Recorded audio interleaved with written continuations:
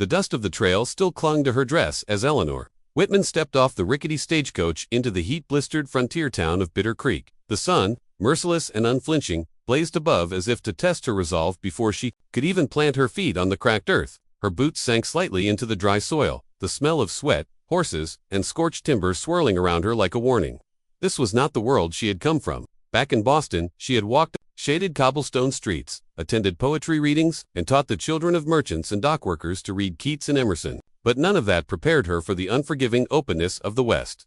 She arrived with nothing more than 2 worn suitcases, a set of secondhand books, and a contract signed by the local school board promising her a teaching post at Bitter Creek's one-room schoolhouse. It was the kind of town barely large enough to have a name. Just one general store, a saloon that doubled as a boarding house, a blacksmith, a church, and a handful of weather-beaten homes. The people stared as she passed. Not with curiosity, she would have welcomed that, but with suspicion, even contempt. A woman traveling alone, educated, and worse still, Eastern. She may as well have worn a red target on her back. Despite the unwelcoming atmosphere, Eleanor held her head high. She reminded herself why she'd come.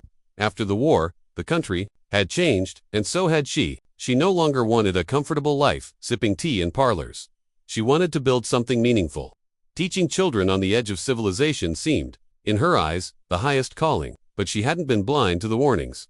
Stories of clashes between settlers and native tribes, of cattle raids, of entire homesteads vanishing overnight. Friends in Boston had begged her to reconsider.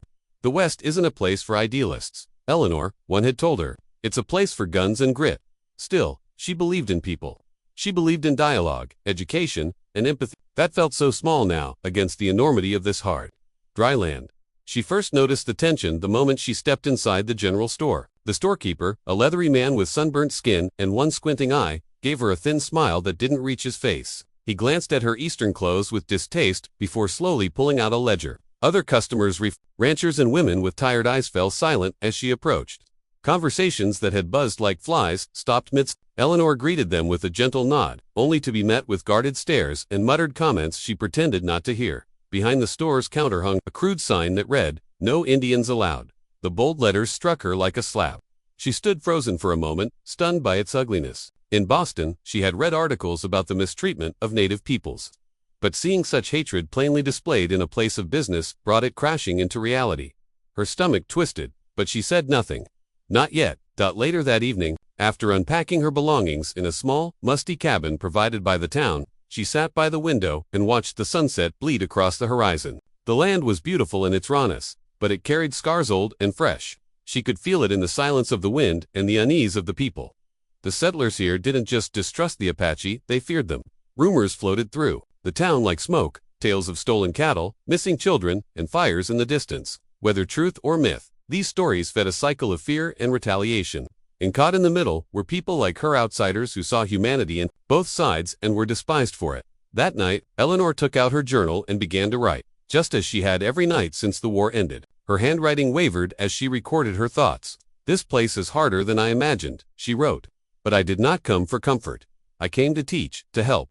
I believe there is a heart here, buried beneath all this dust and pain. I only hope I am strong enough to find it." Little did she know, within a few days, her strength would be tested in ways no book had ever prepared her for, and one small, bloodied boy would change her destiny forever. The sun had begun to dip westward when Eleanor walked back from the general store, a rough sack of flour balanced against her hip. The dry air scratched at her throat, and the wind kicked up fine particles of dust that stung her eyes. She had barely gotten used to the way this land burned everything it touched, her skin, her breath, even her patience. Yet what struck her more than the harsh weather was the harshness in the people's eyes. Their greetings were curt, if offered at all. They did not smile easily, and they watched her every move as if waiting for her to cross a line she couldn't. Yet as she rounded the side of the saloon on the way to her cabin, she heard a sound that stopped her in her tracks. A dull thump, followed by a muffled cry, then laughter. The cruel kind, the kind that grows bolder in groups and feeds on silence. She hurried toward the sound, her heart thudding in her chest. Behind the saloon, hidden from the main street, was a narrow alley that emptied out into a weedy patch of land near the stables. And there, surrounded by 4 boy settler children, no older than 13, was a small figure curled up on the ground. His clothes were torn, his dark skin caked in dirt, and blood ran from a cut above his brow. One of the boys had his foot raised, ready to strike again. "Stop that right now." Eleanor's voice rang out before she could even think. The boys froze and turned to look at her. Their expressions shifted from sneering superiority to startled defiance. "He's just a dirty little Apache," one of them muttered, his lip curling. "That's not your concern, ma'am," said another, taller boy, clearly the leader. "You best stay out of it." But Eleanor stepped forward, her grip tightening on the sack of flour in her arms. "He's a child," she said, her voice steady despite the fury boiling inside her. "And I won't stand by while you beat him like a dog." One of the boys spat at the ground. "He's probably spying for his tribe. They steal horses. They scalp folks." "Do you have proof of that?" she shot back, eyes narrowed. They didn't answer. Instead, the leader scoffed and gave the boy on the ground one final shove with his boot. "Fine, take him then. He'll probably knife you in your sleep." With that, the gang of boys scattered, kicking up dust as they ran back toward the town. Leaving Eleanor and the beaten child alone in the alley, she dropped the sack and crouched beside him, gently placing her hand on his shoulder. He flinched at her touch, expecting more pain. She saw it in his wide, alert eyes, fear mixed with a strange flicker of resilience. He had been beaten before. This wasn't new. "Can you stand?" she asked softly. He didn't respond, just stared at her with a guarded expression. His lower lip was split, and one eye was already swelling shut. She reached for the water canteen at her hip and offered it. He stared at it, then at her, and after a long pause, took a cautious sip. "You're safe now," she said, unsure if he understood her words, but speaking them anyway. She helped him up, noting how light he was, far too light for a boy his age, malnourished, bruised, and wary. He didn't speak a word as they walked slowly back toward her cabin. Along the way, Eleanor felt the weight of eyes on her. Curtains twitched. A man at the smithy paused in his hammering. A woman sweeping her porch narrowed her eyes in disapproval. By the time she reached her doorstep, she understood exactly what she had done, not just in helping the boy, but in choosing to see him when everyone else had looked away. As she helped him sit by the hearth, she retrieved her basin, a clean rag, and some lavender-scented soap. She began gently cleaning his wounds, all the while speaking in soft tones, as one would to a frightened animal. "What's your name?" she asked. He hesitated, then whispered Teza, a short name, full of meaning in his language though. She did not yet know it, but that whisper, that trust he had given her with his name, marked the beginning of something far greater than she could have imagined. What she didn't yet realize was that in defending him, she had not just saved a life, she had unknowingly lit a fire that would soon bring the mountains themselves to her door. A town turned against Irby the next morning. The consequences of Eleanor's decision had spread through Bitter Creek like wildfire. It didn't take long, in a town that sized less than 24 families, a handful of cowhands, and more gossip than bread. Her act of kindness, of human decency, had been twisted in every possible way. At the general store, two women paused in their canning supply discussion, just long enough to whisper and cast scornful glances her way. A young man outside the blacksmith shop muttered something under his breath as she passed. The old reverend, at the church, looked away when she offered a polite nod. She hadn't realized just how fragile her standing had been. As the outsider schoolteacher, she had already walked a tightrope between polite tolerance and cold suspicion. Now, by bringing an Apache boy into her home, even a child as wounded and quiet as Tazashi had, in their eyes, chosen a side. And that side was not theirs. She spent the morning preparing for class. The schoolhouse was a single-room structure just off the main street, with crude wooden desks, a battered chalkboard, and little else. Eleanor had brought a few books from back east, Shakespeare, Aesop's Fables, and a Bible her mother had given her before the journey, but not much else. She arranged the desks as usual, lit the small stove in the corner, and waited for the students to arrive. But as the hour passed, her heart sank. Only two children showed up. One was little Martha Taylor, whose parents were too poor to keep her home. The other was Tommy Brandt, a boy who had grown fond of Eleanor's stories and likely came without telling his folks. She taught them both with as much heart as if the room had been full, but it was impossible not to notice the empty desks. Parents were making their disapproval clear. After the lesson, Eleanor walked back to her cabin. Taza sat quietly on the porch, carving something with a small piece of flint. His face was still bruised, though the swelling had begun to ease. Noticed he hadn't said more than a few words since the night before. He watched her with cautious eyes, alert to every motion, every shift and tone. He had the stillness of a creature used to hiding in plain sight. "You don't have to stay out here," she said gently. "You're welcome inside." He looked up at her but didn't move. She didn't press him. Something in his posture told her he'd been punished too often for moving when he wasn't supposed to. Inside, she found a note pinned to her door. The handwriting was thick and crude, but the message was clear. "We don't shelter snakes in this town. Send him back, or you'll both regret it."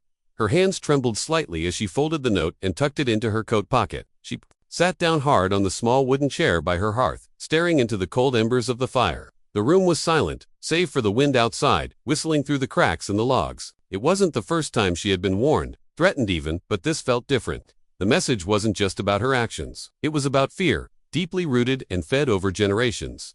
Still, she couldn't find it in herself to regret what she had done. When she looked at Taza, she didn't see a savage. She saw a child, frightened, intelligent, and carrying a pain far older than his years. If anything, her sorrow wasn't for herself, but for the others, for the townspeople whose hearts had grown so hard that they could watch a child bleed and feel nothing. That night, Eleanor lit a small fire and set a pot of broth on the stove.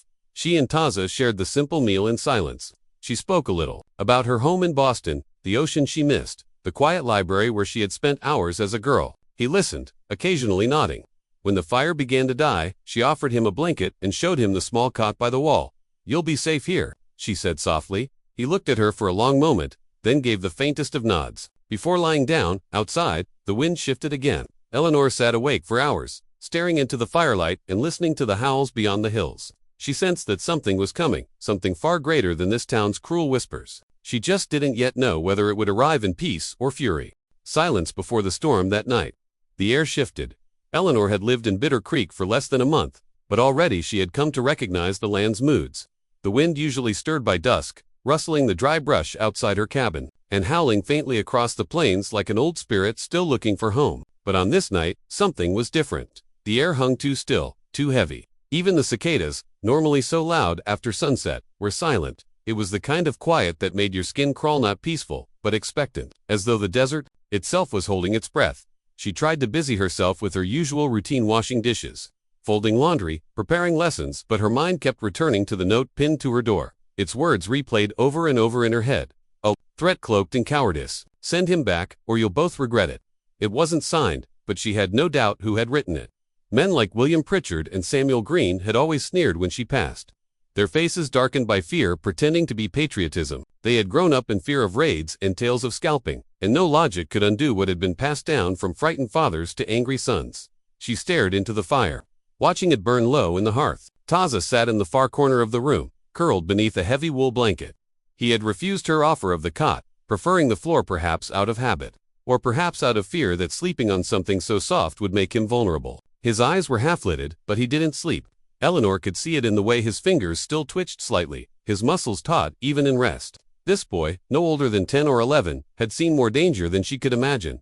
Outside, the wind was no longer simply quiet, it was gone. The stillness pressed against the windows, thick and unnatural, like the world had turned into glass. Eleanor rose and quietly bolted the door. She peered through the shutters into the darkness, searching for shapes that weren't supposed to be there. The town's few lanterns flickered dimly in the distance, but the shadows near her cabin were pitch. The moon had not yet risen, and the stars, normally brilliant in the desert sky, seemed to hide behind a veil of cloud or dust. Then she heard it.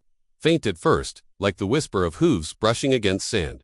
She leaned closer to the window, straining her ears. There it was again, just a tremor in the ground, a distant thump like thunder miles away. She froze. It wasn't the lumbering gait of a single rider, or even two. It was many, perhaps dozens, but there were no lights, no shouts, no drunken laughter from cowhands returning late from the saloon. Whoever they were, they moved with purpose and silence. Her heart climbed into her throat. She stepped away from the window slowly, trying not to show fear in front of Taza, who was now wide awake and watching her with quiet intensity. He hadn't moved, but he too had heard it. She could see the recognition in his face. His eyes weren't afraid, but they were alert. "Is it someone you know?" she asked him, her voice barely above a whisper. He didn't answer. She looked at the clock on the mantel. Just past midnight. She considered her options. If it were men from the town, they would come with torches and shouting. If it were bandits, they would be drunk and disorganized. But this creeping silence that moved like a tide toward her was something else. She gathered a few essentials quietly. A small knife, just in case. The worn Bible her mother had given her. A pouch of coins. She placed them in her satchel and kept it near the hearth, just in case they had to leave quickly. But go where? There was no one who would take them in. Not now. She was alone. Completely alone. Except for the boy. She didn't sleep that night. Neither did Taza. They sat in silence, staring into the fire, listening to the night breathe around them, deep, heavy, and waiting. By dawn, the stillness would shatter. But in that long, tense stretch of darkness, Eleanor began to realize that something had been set in motion the moment she lifted that boy off the ground. A wheel was turning, and it would not stop, not for her, not for anyone. Dawn breaks with thunder. Just before dawn, Eleanor finally stood up from her chair. Her legs ached from hours of stillness, but sleep had been impossible. The fire had burned down to glowing embers, casting long, flickering shadows along the log walls. Taza had not spoken through the night. He had watched her in silence, his face unreadable, a mask of caution worn by someone who had learned to expect pain from kindness. The boy hadn't asked questions, hadn't cried or whimpered, only listened. And now, as the first faint glow of morning crept across the horizon, he stood too, moving like someone who knew what was coming. That was when she heard the sound again, longer, faint, or far. It came like a low, rising thunder, not from the sky, but from the earth itself. The ground trembled beneath her bare feet. The rumble wasn't chaotic. It was steady, rhythmic, hoofbeats, dozens of them, and they were close, closer than she had expected, too close. Eleanor rushed to the door and unlatched the bolt, stepping out onto her small wooden porch. The cold morning air hit her lungs like water. For a long moment, she saw nothing, only the soft, pale light of dawn brushing across the land, the distant mesas rising like ancient gods from the earth. Then they appeared. From behind the low ridge to the east, horsemen emerged in a long, deliberate line. They rode 2 by 2, their silhouettes backlit by the newborn sun. They were silent. No war cries, no shouts, just the soft pounding of hooves, as if the land itself were carrying them. There must have been 70, perhaps more. Ellie's breath caught in her throat. Each rider was adorned in traditional Apache dress, buckskin tunics, feathered braids, bone chokers, and paint streaked across their faces. Their horses, sleek and muscled, moved with an eerie grace, trained for battle or ceremony. She couldn't tell which. They approached not as a mob, but as a procession, an army shaped by discipline and history. Eleanor stood frozen on the porch, clutching the edge of her shawl, her mind racing. Had they come for Taza? Had they come for her? Was this their way of avenging the boy's injuries by making her an example? Taza stepped up beside her. His face, though bruised and swollen, was calm. He raised his hand not in fear, but in greeting. The riders came to a gradual stop, forming a wide semicircle around the cabin. They did not draw weapons. They did not speak. The silence was as loud as any war cry. For a long moment, nothing moved. Then, one figure dismounted and stepped forward. He was tall and imposing, his hair streaked with gray and tied in a thick braid that reached past his shoulders. His presence alone seemed to part the morning air. He wore a deerskin coat, adorned with turquoise stones and a necklace of bear claws. A ceremonial staff was strapped to his back, and his face was painted in deep reds and black colors of mourning, but also power. He stopped a few paces from the porch and looked directly at Eleanor. She tried to hold his gaze, but the weight of it pressed against her chest. There was no hatred in his eyes, only something older, measured, as if he had seen everything the world had to offer, and was still waiting to be surprised. Behind her, Taza stepped forward and said a word in Apache. Elder nodded. Then, in heavily accented English, he spoke. "You are the woman who sheltered my grandson." Eleanor blinked. She turned toward Taza in disbelief. Grandson? This boy, the same boy who had been kicked and mocked in the dirt behind the saloon, was the grandson of an Apache chief. The elder looked back at his warriors, then returned his eyes to her. "He ran. We searched. We feared he had died among your people. But he lived because of you." Eleanor's throat tightened. "I did only what I thought was right," she said quietly. The chief did not smile, but something in his expression softened. "Many see what is right, few act on it." Then he turned to his warriors and gestured. One by one, they dismounted and approached the cabin, each bearing something in their hands, bundles wrapped in hide, cloth bags filled with sacred items, beadwork, stones, feathers, handmade jewelry, small pouches of herbs and medicine. They placed them at her feet, forming a pile that grew and shimmered in the light of the rising sun. These were not just offerings, they were symbols of trust, of honor, of gratitude. A debt of honor. Eleanor stood rooted to the porch as the Apache warriors approached, each moving with grace and reverence. None of them spoke. Their silence was not born of hostility, but of ceremony. It was the kind of silence that echoed with meaning. One by one, they laid their gifts at her feet, offerings wrapped in tanned hide, adorned with beads, feathers, turquoise, and painted symbols. What at first looked like a simple mound of trinkets soon became a collection of extraordinary significance. There was a blanket, hand-woven with rich earth tones and sacred patterns, the kind only passed from elder to warrior or mother to child. A necklace strung with carved bone and turquoise stones, each bead telling a story older than any written in books. She saw finely crafted arrowheads, ceremonial tobacco pouches, dried herbs for healing, even a small obsidian blade with a handle, wrapped in dyed leather. Every item carried a piece of someone's spirit, something earned, not bought. Eleanor's breath caught in her throat. These were not trade goods. These were heirlooms, treasures. The elder stepped forward once more, now joined by a younger man who acted as his translator.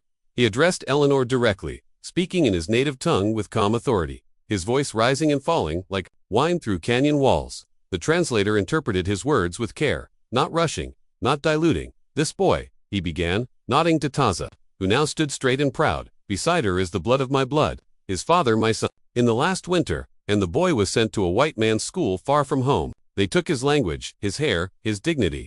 Eleanor felt her chest tighten. She looked down at Taza, now understanding why the boy had flinched so much, why he had said so little. He had been stripped of more than just comfort. He had been robbed of identity. He ran away weeks ago. We feared he was dead. Your people do not show mercy to children like him. The elder paused, but you did. Eleanor's voice was quiet, trembling only slightly. I couldn't let them hurt him. He's just a child. The elder nodded slowly. A child with the blood of warriors. He would have died before begging. Yet you bent to help him, not for reward, not for safety, but because your spirit remembered how to see. He turned and gestured toward the gifts at her feet. We cannot repay such a thing in silver or coin. That is the white man's way. What we offer is, of our people, our thanks, our history. These are gifts of the spirit. We give them to you, not to purchase favor, but to show that you have been seen, honored. The translator fell silent. The circle of warriors remained still, but their eyes watched Eleanor with intensity, waiting for her response, not words, but presence, sincerity. She knelt slowly, her hands trembling as she reached out to touch one of the bundles, an ornately beaded pouch containing what looked like small, dried sage leaves. Her fingers brushed the soft leather, and a sudden wave of emotion swept over her, too vast to name.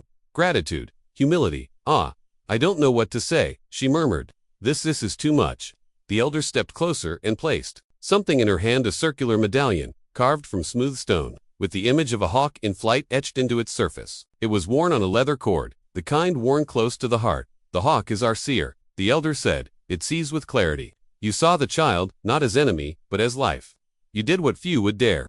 Now, when our people speak of Bitter Creek, they will speak of the woman who stood alone. You are known to us now. If ever you are in need, we will remember. Taza, standing at her side, finally spoke. Just one word, but he spoke it clearly. Nada. The elder nodded, and Eleanor later learned the meaning of that word. Protector. For a moment, no one moved. The morning light poured over the clearing, illuminating the gifts, the riders, and the woman standing alone with the boy she had saved. The world felt suspended between two worlds, one built by settlers and fear, the other carved by ancient hands and bound by honor. In that moment, Eleanor understood that she had been given something far greater than gold or silver. She had been given trust. She had been given a name. And she had been given a place in a story that stretched far beyond the borders of Bitter Creek. More than Goldenor stood in the quiet morning, the cool wind brushing against her face, the weight of the hawk medallion resting in her palm. The Apache warriors still surrounded her cabin, their horses calm, their eyes steady. The pile of offerings at her feet shimmered in the golden light. Blankets, beads, weapons, herbs, and sacred tokens passed down through generations. She had never in her life seen such treasures, not in museums back east, nor in the polished parlors of Boston's wealthy families. But it wasn't their beauty or rarity that left her speech, lest it was what they meant. Each item was a message. Each offering was a part of someone's legacy, handed over with reverence to a stranger who had dared to see their child as a human being. And the weight of that gesture, of being seen in return, pressed tears into her eyes. I did only what any human should do, she whispered, almost to herself, still stunned by the magnitude of what was unfolding. The elder chief heard her and nodded, the ghost of a smile in his eyes. That is why you are rare, he said, his voice low, almost gentle. Because many wear the skin of human, but forget the spirit inside. Eleanor looked down at Taza. The boy had stepped a little closer, not out of fear, but out of comfort. He stood upright now, shoulders squared, as if in the presence of his people he could finally reclaim a piece of himself. He no longer looked like a boy cowering in an alley. He looked like someone becoming whole again. It was then that the elder gestured to him, speaking in Apache. Taza nodded solemnly and walked to one of the mounted warriors, who dismounted and handed him the reins of a painted horse. Without hesitation, Taza mounted. His movements were natural, skilled, like a young rider who had spent years in the saddle before being torn from it. The warrior handed him a small cloth pouch, perhaps food. Medicine clasped his shoulder in a gesture of farewell. Eleanor's heart clenched as she realized what was happening. He's going with you, she said, her voice cracking slightly. The elder turned to her. He is of our blood. He has been too long without his name, without his mountains, but he will remember you. He gave him a moment of dignity in a place that sought to strip him of it. That memory will guide him. Taza looked down at her, his bruises already fading into shadow beneath the morning sun. He reached into the small pouch at his waist and pulled something out, a simple arrowhead, tied to a strip of red cloth. He leaned down from the saddle and held it out to her. For you, he said. You see, she took it gently, nodding, unable to find the words to say what her heart was screaming. Be safe, be strong. Don't let this world break you. Again, as the warriors prepared to leave, the elder stepped forward once more. He looked to the horizon, then back to her. We do not forget, he said, not kindness, not cruelty. You are now known in the mountains. You are not alone. With that, he mounted his own horse. One sharp whistle later, the circle of warriors began to move. The sound of hooves striking the dirt filled the air, again steady, thunderous, proud. In formation, they rode toward the eastern hills, fading into the morning light like spirits returning to the earth. Eleanor stood there long after they vanished, the arrowhead and medallion in her hands, her feet surrounded by the gifts of a people she had once only known from books and cautionary tales. But now, she had seen their eyes, felt their silence, held their pain, and they had seen her. The townspeople would talk.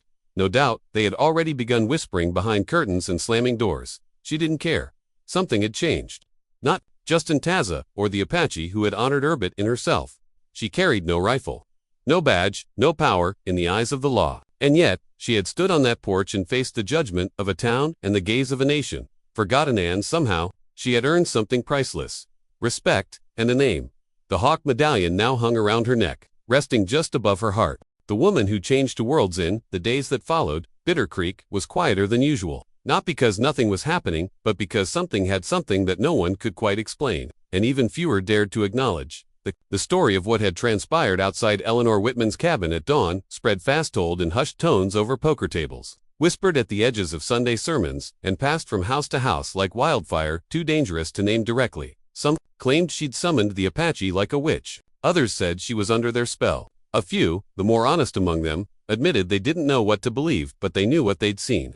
70 Apache warriors had ridden into town, circled the schoolteacher's home, and left her with treasures no settler could ever hope to buy. And she had stood among them without flinching, without running, as if she belonged. Though the town never openly welcomed her again, something in the air had shifted. No longer did the shopkeepers deny her supplies. No longer did the blacksmith spit at her feet. Even the sheriff, who once crossed the street to avoid her, gave her a quiet nod the next time they met. Not because they suddenly liked her, but because they feared what she had become, something bigger than a schoolteacher with Eastern ideals. She had faced down the people they feared most, and instead of fire and death, they had brought her honor. She continued teaching. The children slowly returned to class, their curiosity overriding their parents' warnings, and Eleanor taught them, as she always had, with patience and care. But now, her lessons included stories from beyond the textbook, stories of courage, kindness, and truth. When one girl asked timidly, "Were the Apache scary?" Eleanor knelt down, looked her in the eyes, and said, "No, child. They were brave, they were proud, and they were kind to me." She hung the hawk medallion above her hearth, where the light hit it every morning. The arrowhead from Taza she wore on a thin leather cord beneath her blouse.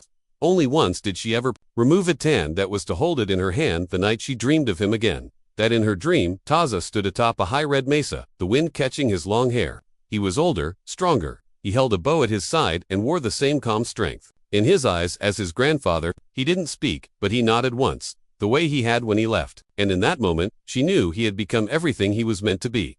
The town slowly forgot the details of that morning.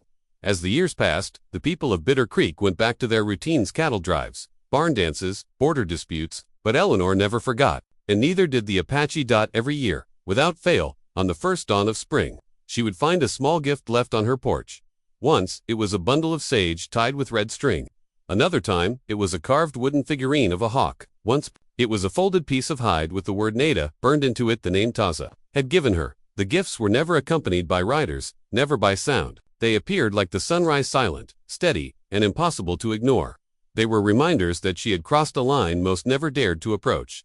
The line between two worlds, two truths, and she had done it not with power, but with compassion. Over time, she came to be known in stories, both among the settlers and the Apache. To the white folks, she was Miss Whitman, the one who made the Indians stand down. To the Apache, she was the woman who saw, the protector of Taza, the one who had acted not for reward, but because her soul knew right from wrong. She never left Bitter Creek. Even when offered a position back east at a well-established school, with generous pay she refused. "My work," she said simply, "is not done here." And when she passed, many years later, it was not the townspeople who buried her. It was the same people who had ridden into Bitter Creek at dawn. Her grave, nestled at the edge of the mesa overlooking the valley, bore no grand headstone, only a carved stone hawk, wings outstretched, guarding the land. And they say that even now, on quiet mornings, when the wind carries stories, the earth still remembers the woman who stood alone and healed a wound between two worlds.